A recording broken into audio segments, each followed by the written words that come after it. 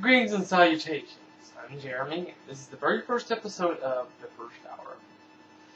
And see, my philosophy is that the first hour of a video game, is really the decider. If that sucks, then usually the game is going to suck.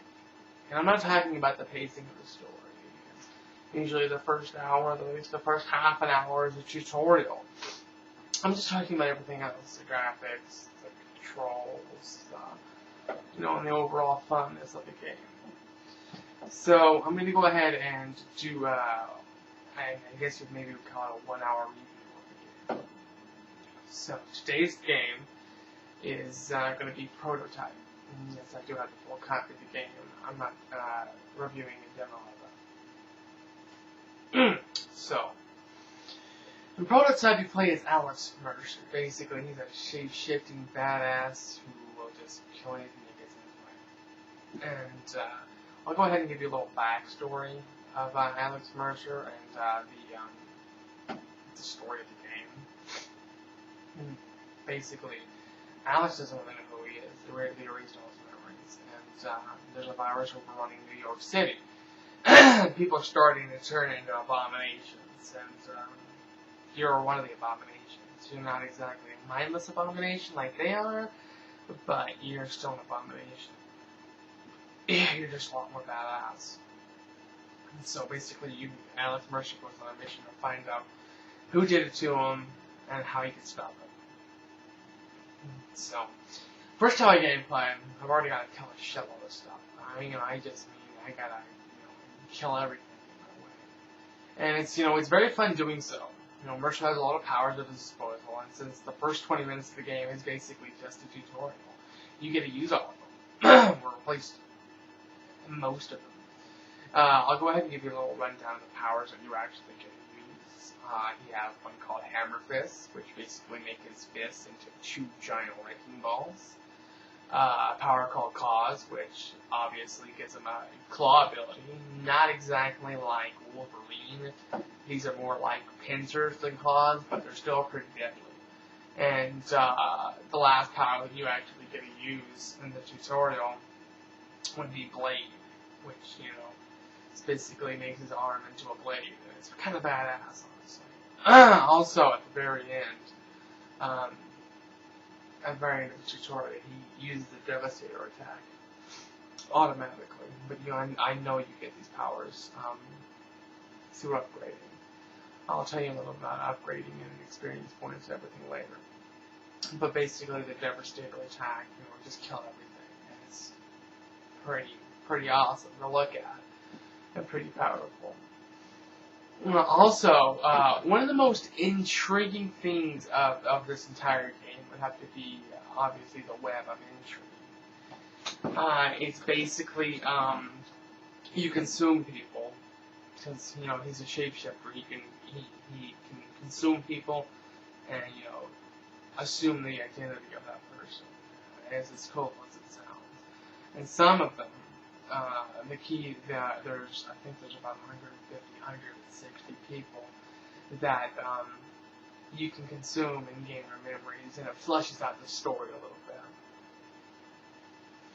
Not everyone has memories, that sounds really dumb. But, in the game you'll know that people that do, they'll have a little red icon with crosshairs on it. For some reason. Now, graphics-wise, it's pretty damn good. It's one of the better-looking games for the 360. There's really no slowdown as far as I can tell, not in the first hour at least. And there were a lot of enemies on screen that I was killing in that tutorial.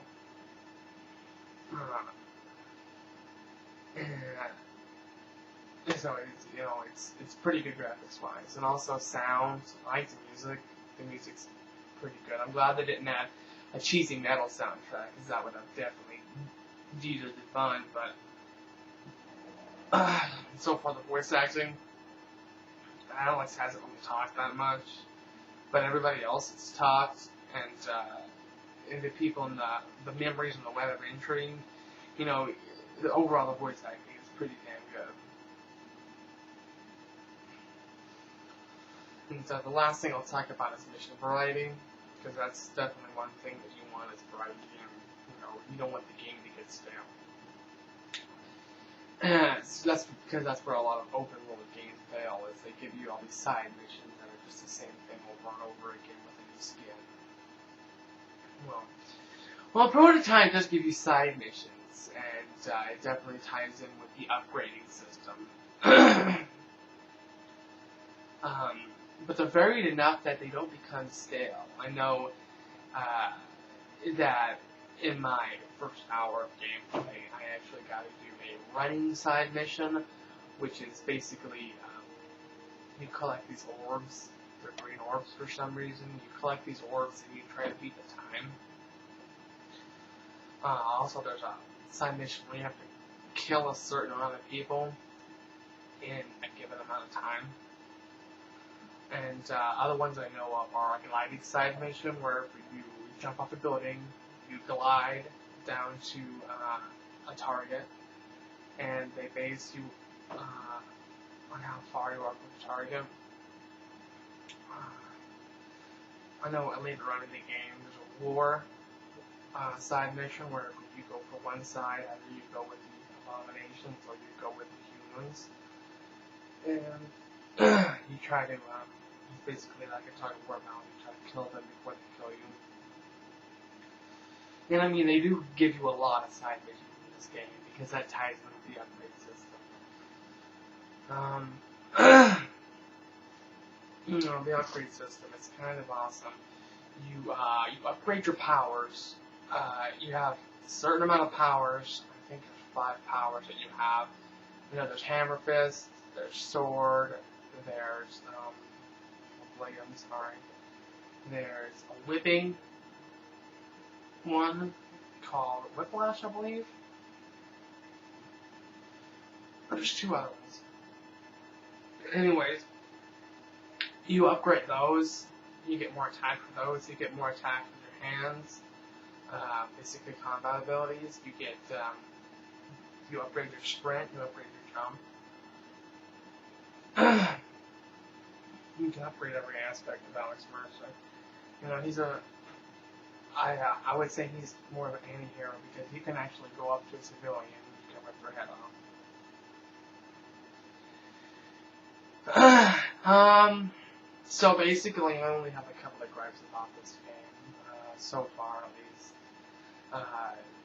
In the side mission where you have to collect the orbs, sometimes it's a little finicky, sometimes you almost get it, but you accidentally go a little bit over. Or whenever you do accidentally go a little bit over, you're kind of screwed.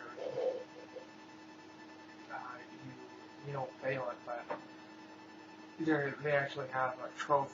There's bronze, silver, and gold, and platinum, and it really, hampers your time.